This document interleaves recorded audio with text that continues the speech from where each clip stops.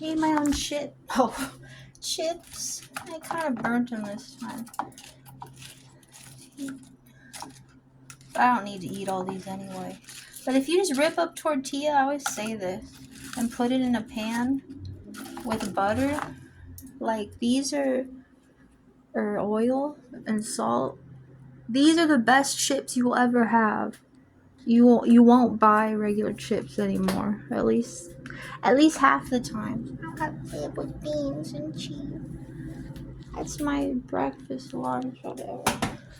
It's good. I shouldn't eat that many, so I'll just chip off the burnt pieces. But it kind of tastes good. I was just talking to myself, so I thought I would turn the camera on.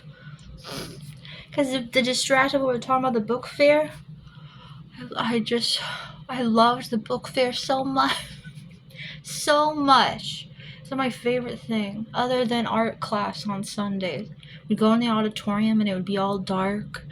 And on Fridays, that was my favorite thing in school. Other than like show and tell and the teddy bear that you could take home and dress up. It was always like the creative things. And I love show and tell. And I can't remember anything anyone brought to show and tell though, but I love that. When people would come in and talk. These are the things I liked the most. I didn't like the work, the things they would teach. But I was riveted when it was anything else. Just like YouTube. That's what YouTube's full of. That's why I like YouTube. It's all like show and tell. Anyway, I was thinking the other night, I'm like, you know what? Past algebra, I never learned it. And I was thinking, I saw some learning thing commercial. They're going, there's like a teacher program trying to teach you how to do algebra, and I was like, you know what, now that I'm old and have no friends, I'm not thinking about how ugly I am and how I don't want to be somewhere, and or like what I'm gonna do after school, or that I'm tired, or that I missed something the teacher said and I don't know, and so I'm lost because I spaced out for a minute. Instead of all these things making me not do good in school, maybe I should see if I could learn algebra and math as an old lady. And I'm thinking that kind of sounds fun. I want to see if I could do it. Also, I was so depressed the other day, and I'm like, and I didn't want to think about anything, because everything makes you think about something else. Like, you can't, if you look out the window, or like it's just like watch a show, like everything's annoying, and everything makes you think of something else. But the only thing that doesn't that has nothing to do with anything else is numbers. So I'm like, maybe I should just get into math now, because then because it's not triggering in any way, and it doesn't make me think about a sad memory or being frustrated something. It's just numbers. It's like nothing. And I had that revelation the other day. I'm like, what can I think of? I'm like, there's nowhere to run in my head. I can't. Everything bothers me. Everything is something. But I'm like, numbers. Numbers are nothing. Numbers are nothing. I'm gonna get into numbers as a coping mechanism. So maybe I might try to learn math in my old age. Like, that's embarrassing, I know. I would just write random things and random numbers, or I wouldn't do my homework. I just never learned it. I barely know how to do the other. Well, I do. Even division's hard. Other than times, I learned up to my times tables, and then after that, I didn't learn it good. I didn't want to. I didn't want to do it, and I couldn't do it, or I was too distracted. Anyway, about distractible. The book fair. I love the book fair so much. On Friday in art class.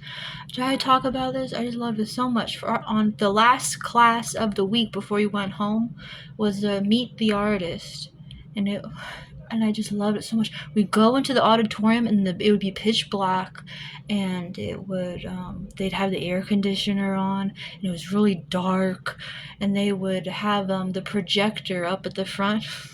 Wow, this is like my life. This shows my life now. I keep it dark. I keep it pitch black when it's a huge TV. Look it. I like the same things. That followed me my whole life. I just sit in pitch darkness looking at. That's what it was in the class. It was a pitch black room with a giant projector screen at the top, and they would teach us about a different artist every week. And they would show his paintings or her work, and maybe it was once a month. I don't know. Maybe it was once a week. Whatever. I loved it so much. And they show the different paintings, they talk about it, the technique they did, and they show all the different art, and it was so nice. So my legs would always fall asleep, and I was always in pain, and I'd have to go sit in the back of the room so I could stretch my legs out. Because I was always taller than everybody else, and my legs falling asleep, so I needed to lay them out flat. So I needed to go in the back. But anyway, about the book fair. But I love that class so much. And then the book fair. I love the book fair so much. I just love the glossy, colorful covers. And I love all the different pencil designs and laid out in the cups. I love the erasers, and you could touch them. I was like an OG sensory kid. Like in the big bowl of little dinosaur erasers or whatever, and like the bookmarks, the glossy different designs on the bookmarks, all the colorful cute stuff, and all the colorful covers of all the I just love the shiny colors and the pictures, and then the hardcovers, but I didn't want a lot of them. I ended up not buying them usually. I like Wade's arguments or Bob's arguments saying tell your parents they have to buy you. Like they have to give you money for the book fair, because if they don't care about your education. That's a good argument. But I think my mom would give me money, but I didn't know what to buy.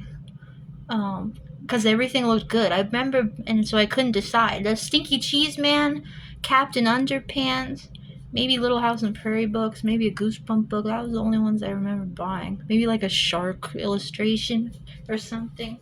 I didn't remember buying anything. I just like looking at it. But the part that I was so jealous of, that was so good, was when the kids would order from the catalog. I have to hurry, my phone's running out. And they would order from the catalog, and then the books would arrive in class.